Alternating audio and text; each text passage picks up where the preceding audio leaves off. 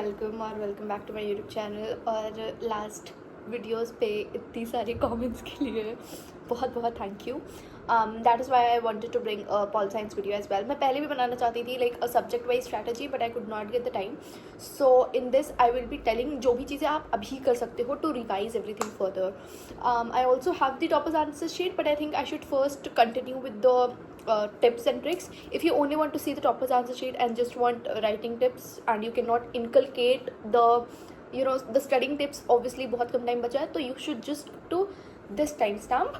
And okay, so for tips, the first thing that I would say is make timelines. I have written all this down. Okay, so yeah, make timelines like this that I have made. I made timelines for everything. Timeline से क्या होता है, जैसे समझ लो आप elections बहुत सारे discuss हुए हैं। मेजरली जो सेकंड बुक है इंडिया वाली, उसमें मेजरली सिर्फ इलेक्शंस पे बेस्ड है सारी चीज़ें। अगर सिंडिकेट वाला टॉपिक ले लो या शुरू में जो इलेक्शंस हुए थे उनका टॉपिक ले लो, एवरीथिंग इज़ मोर और लेस कनेक्टेड टू इलेक्शंस। सो अगर आप 2 पेज में सारे इलेक्शंस, कितनी सीटें वगैरह, वो सब अगर आपको याद करने का मन है, और अगर आपको वो सब करना है कि कौन से इलेक्शन में कौन जीता या फिर क्या ऐसी चीज़ें हुई, कौन सी कोलिशन बनी, कौन सी अलायंस बनी, और for all that you can make a page as I have made hair.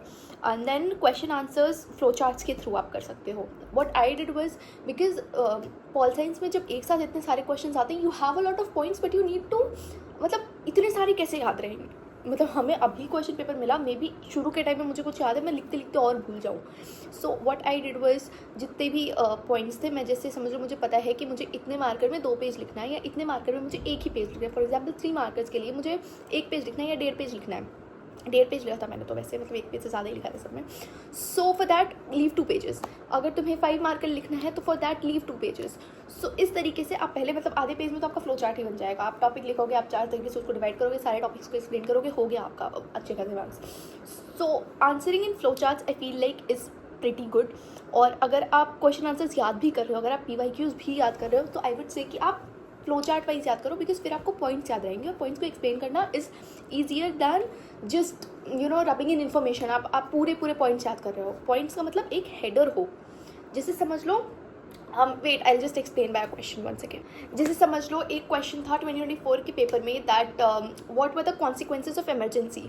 So obviously इसको आप अगर अलग तरीके से डिवाइड कर लोगे, for example press censorship, then fundamental rights violation, then no opposition, then mass sterilisation, then you can also write preventive detention. No opposition में preventive detention आ गया, बट आप उसकी जगह वो भी रख सकते हो। So that is what I am trying to say, that अगर आपने ये पॉइंट्स लिख लिए, now you know the answer, आपको 4 मतलब जितने भी मार्क्स का है ये, उतने मार्क्स आपको मिलने वाले हैं। So that is exactly what I am trying to say, what I am trying to make you all understand कि अब जैसे 6 मार्कर क्वेश्चंस हैं, आप इसको बिना पॉइंट्स में रखे एक्सप्लेन ही नहीं कर सकते हो। So that would be my first tip कि अगर आप फ्लो चार्ट्स बनाते हो, so it gets a lot more easier. It's not important कि अगर 6 मार्कर लिख रहे हो तो 6 के 6 पॉइंट्स लिखो। You can write 3 points and then 2 points, 2 sub points each, that can also happen. So मैं कुछ एग्जाम्पल्स भी दिखा दे रही, जैसे समझ लो this is important issues on which a consensus are emerge in most political parties in India. So इसमें इन्होंने 3 तरीके से डिवाइड किया, economic policy, OBC issues and alliance politics. ठीक है, 3 तरीके से डिवाइड कर दिया, एंड देन उन तीनों पॉइंट्स को 2 पॉइंट्स में एक्सप्लेन कर दिया। So I will also attach the photo here, and I will also attach the link in the description. Last video में कई लोग मुझसे पूछे थे कि लिंक कहाँ है, it is in this description for the toppers answer sheet as well. And और किसी चीज़ का तो लिंक नहीं, या PYQs भी इसी वेबसाइट पे हैं। सो जिस पे टॉपर्स आंसर शीट है उसी पे PYQs भी है, यू कैन नेविगेट, और I attach the link as well. So and attempt normally. Why I'm saying is that is कि आई गेस अगर आप 6 मार्कर से स्टार्ट करोगे तो वो पेज छोड़ने में थोड़ी दिक्कतें हो सकती है, because a lot of times you know a lot of things and you want to inculcate all that. So I attempted आराम से, मतलब नॉर्मली ही मैंने किया था, एंड हो जाते हैं papers. What I was saying was, जैसे अब मैप वाले क्वेश्चन हो गए, या फिर जो केस बेस्ड होते हैं, फॉर दैट आई वुड जिससे कि आप उसके आंसर्स अंडरलाइन करके रख लो और उसके लिए पेजेस छोड़ दो, because you can write that at an moment as well, because वो आपको क्वेश्चन पेपर से देख के कॉपी करना है। So for that obviously you can leave pages, but for the things that are important I would just say, जैसे समझ लो आपने 3 मार्कर का एक लिखा, आपने फ्लो चार्ट बना दिया, आपने पेज छोड़ दिया, आगे बढ़ जाओ, because explanation you know how to explain, you just need to remember the points for that time being. So that would be my tip to जल्दी से attempt to how to attempt paper जल्दी से, and to how to also revise sort of, क्योंकि अगर आप एक बार timelines बना लोगे ना, it will get very easier for you to revise. I made timelines for each and every chapter, because बहुत सारी डेट्स बहुत ज़्यादा दिमाग में, जब वो जो मूवमेंट्स वाला चैप्टर था, रीजनल मूवमेंट्स वाला chapter, that had a lot of dates and a lot of names. So when you connect the names with the dates, I guess it gets a lot more easier. And did I forget to tell, मैं थोड़ा सा credibility के लिए बता दूँ कि I had 99 in pol science. मेरा सिर्फ एक MCQ गलत हो गया था. So I kind of do know what happens here. And या MCQs प्रैक्टिस करके जाना ताकि 99 पे ना रह जाओ और 100 आ जाए. I mean other than that I would just say, जैसे इन्होंने हर जगह पे पेंसिल से अंडरलाइन कर रखा है. For presentation tips you can just visit जो भी मैंने ये अटैच किया है टॉपर्स आंसर शीट, क्योंकि इसमें देखो हर चीज़ बहुत अच्छे से समझ में आ रही है. द इवन माइंड मैप्स अगर आपको बनाने हैं, do make that with pencil. अगर आप पेन का भी यूज़ करो तो एक ही पेन का यूज़ करो और थोड़ी डॉट पेन का यूज़ करो. ऐसा ना हो कि फैल के वो फिर अच्छा भी ना लगे फ्लो चार्ट. तो flow chart if you are making, ideally make it with pencil. अगर पेन से भी बना रहे हो तो अच्छे से बनाओ.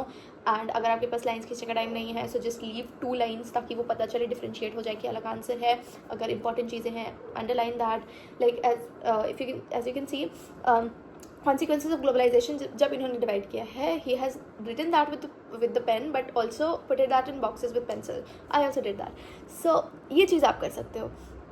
And yeah, I guess that's it. कई बार लोगों को मैप क्वेश्चंस में कन्फ्यूजन होती है बिकॉज वो पहले से मार्क्ड होता है. सो आप उसको अच्छे से बॉक्स बना के रख दो, ठीक है, कि serial number, then alphabet and then the states name. States name भी लिखना ज़रूरी होता है. I hope you all remember that. And if you want to practice, if you want to solve questions, just go through the PYQs, go through the sample papers, go through the papers that your school has made. And अगर आप coaching tuition में या और school के बच्चों को जानते हो तो उनके भी क्वेश्चन पेपर मांग लो अगर आपके पास क्वेश्चंस खत्म हो गया तो, because I did that. So that would be the tips and tricks and writing presentation. I hope you all will do great. I know you all will do great. All the best. Bye bye.